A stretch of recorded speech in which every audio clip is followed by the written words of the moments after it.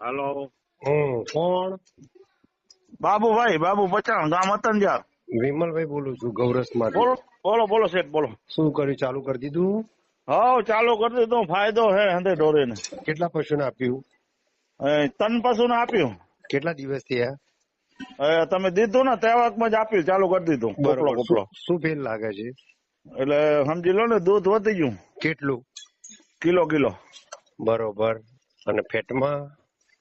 Fat તો અમારે ન હોય, અમે શું ઘરે શા કરી નાખી. માકડ વધ્યું એમ. માખણ વધ્યું? હા, કેટલું વધ્યું? જેટલું આપે ને જોતું હતું એ પ્રમાણે દૂધ વધ્યું, એ પ્રમાણે માખણ વધ્યું. બરોબર. પછી એના શરીરમાં કોઈ ચેન્જ લાગે છે? ના, એ હું શરીરમાં કાંઈ નથી. હું ખાઈ પી લે બરાબર હે. બરોબર. ઓકે. ચમક બમક આવ્યું હોય એવું કઈ? ના ના ના ના. ઓકે, સારું, ચાલો. આપડે તો મકાઈ ને ખરબૂસો જ હોય ને હુકોચરો હોય. બરાબર.